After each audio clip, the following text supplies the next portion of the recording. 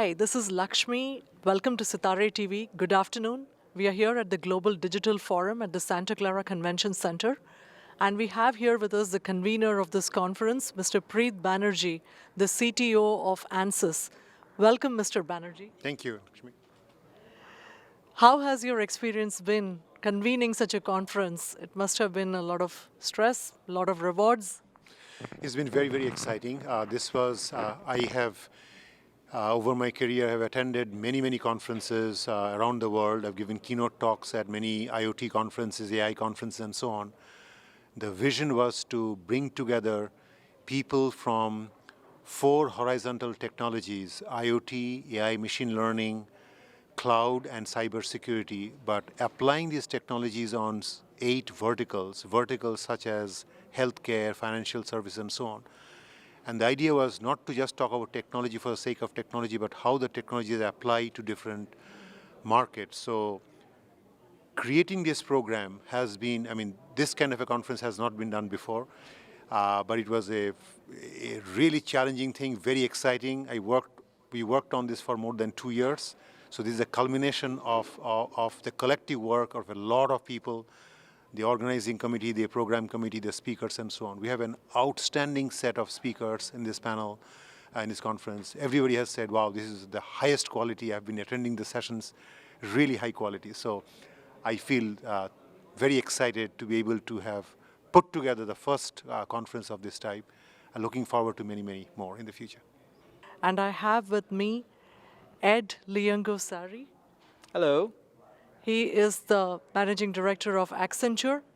That's right. I'm also the chief scientist of Accenture Labs. Yes. So we had a fascinating opening keynote on artificial intelligence and the challenges and trends in it. So he specifically spoke on supply chain management and the impact it has. And of course, you touched upon the Stanford deep dive paleobiology project, which was also very interesting. So you talked about the challenges like upskilling. You mentioned that there'll be 130 million jobs created, though there'll be 70 million traditional jobs lost. Any plans on how Accenture plans to upskill its own workers? Yes, in fact, we already do in the sense of it's actually a critical area to identify the space where the next generation will be and how we're able to get these new roles.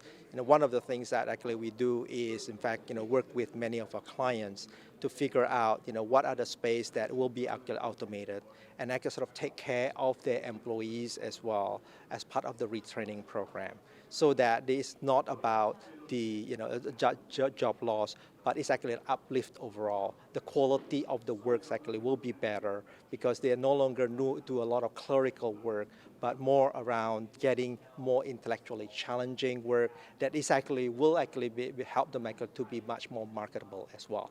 So it's a win-win situation across the board. That's why we want to get this upstart in the very beginning when we sort of take over some of the work to actually do the replanning process, and that how to train them. And we are doing this on a daily basis at this point. Tell us something about your product, about the company itself. All right, I'm producing solar-powered portable power plants. They're trailers. They're designed to replace diesel generators. Depending on what units, like the 25 kilowatt unit that I have, or the equivalent of a 25 kilowatt, it'll save you something in the neighborhood of $500 a month in fuel. And that's just an 8-hour day. If you're running it 24 hours a day, you save a lot more. It's clean air. It's running with the small unit I have is 4.3 kilowatts in the array.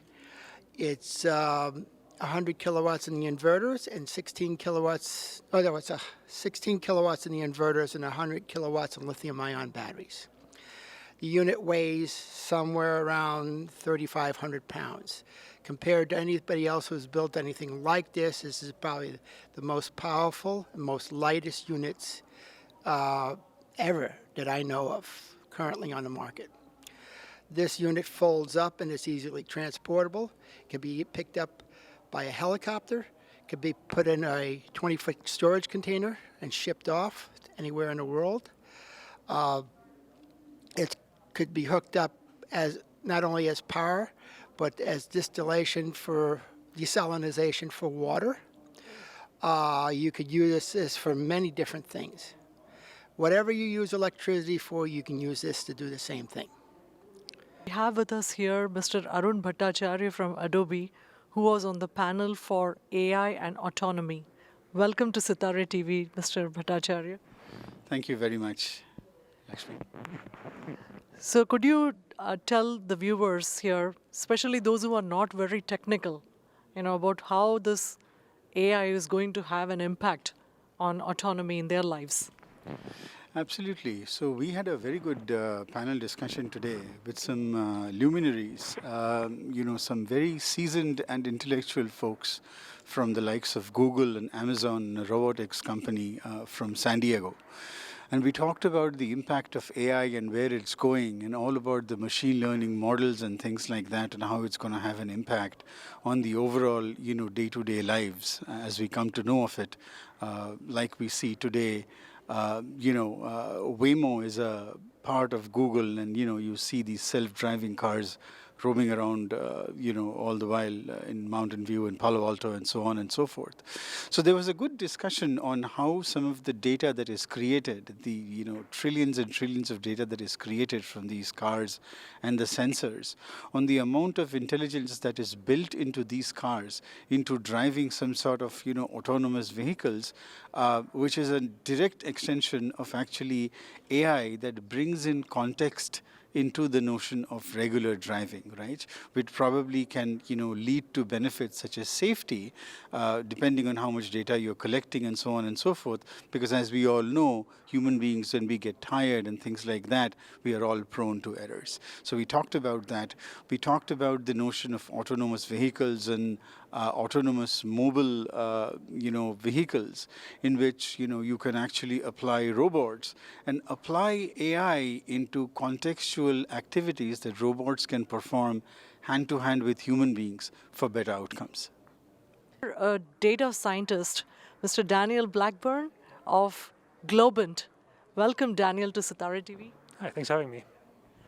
So tell us something more about, say, a day in the life of a data scientist to people who are curious about this field. That's a great question. I can hold it. So it's a tough question because data science is a very new field, right? If you work in a grocery store, you know that you go to work and you do a thing. Data science, you need to figure out what it is. You have to manage yourself to figure out what it is that you can do to provide value to your organization. Data typically is a messy thing that comes in through a bunch of automated processes in your organization, and it comes in to make a big pile of data that is a mess. So our job first and foremost is a data custodian. We get everything nice and tidy so that you're not dealing with garbage.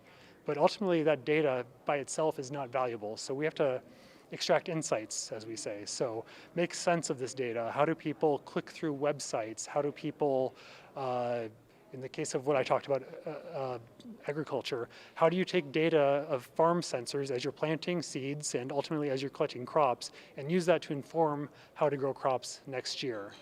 So the big picture should be giving people, human beings, the next action that they should take to provide value to themselves if they're self-employed or to their organization so that they can improve their lives and the lives of people around them. Today has featured a lot of interesting panels on blockchain, AI, autonomy, the media and entertainment, etc.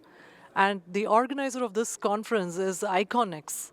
And we have here with us Mr. Abhimanyu Singh, who is the founder and CEO of this company that is hosting this event. Mr. Abhimanyu Singh, welcome to Sitare TV. Thank you. Thank you. So how has your experience been so far? Well, it is a good experience. We are here for the first time. When we were exploring this, like how to organize one event over here, and we were looking out for the topics, we realized that there is not even a single platform where buyers and sellers can interact with each other, where there are so many innovations happening without noticing whether those innovations are commercial viable or not. So if you see the tagline of Global Digital Forum, it is the making business sense of innovation. So it is like so many innovations are happening, but are they viable?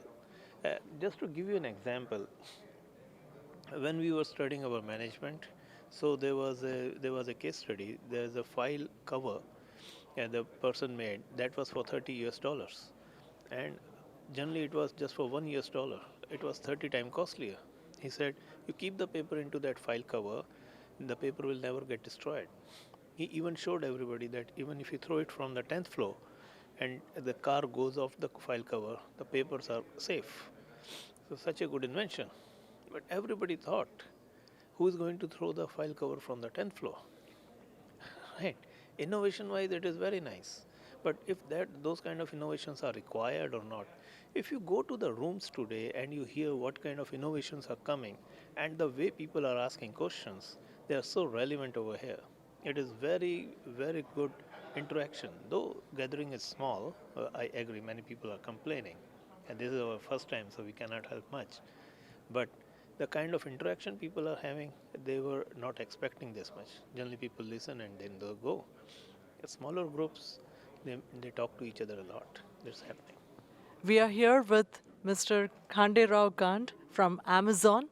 Welcome, Mr. Kant, and welcome to Sitare TV. Thank you. Thank you, Lakshmi. So you were one of the speakers on the panel for cloud, I believe. Yeah, I was speaker on panel on AI, artificial intelligence. So what are the recent trends in AI do you think that people should take note of specifically?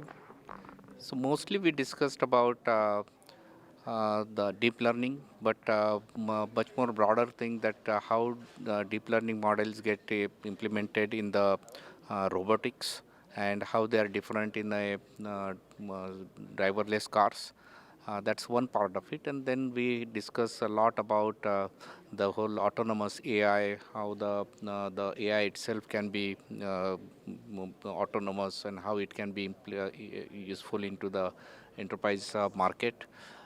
We also discuss some of the aspect related to the recent trends, like say labeling technology, some of the algorithms. So it was much more interesting discussions. So as a senior executive, you are from Amazon. Yeah. So could you tell us more about your role in the company? So Amazon has world's largest item catalog. So all the items that get or product that get sold, Amazon has that. So my responsibility is the catalog data works. So make sure that we have the high quality, fresh, compliant data available to our downstream and upstream customers. What has been a particular aspect of your job that you love and anything that you find could be made better? So Amazon is a very amazing company. It has the largest data sets. The peta scale of data that we process daily. It's a huge, complex data forms are there. So a lot of opportunities to apply a lot of algorithms and automation. So that makes it very exciting. Any aspect that you find very challenging right now? So just a growth of the data, the complexity of the insights, that itself is always learning and tackling that problem. Any advice you would give to students right now, graduating students? I think if we are looking for the technologies for the next decade, AI is one, IoT is another, blockchain is another. So we are also very fortunate times that a lot of open sources are available, a lot of information is available on net, a lot of tools are available. So use them, experiment, and implement some of the ideas, take risk. That's what I would say. Thank you very much, Mr. Khande Rao. It was a pleasure talking to you. Same here.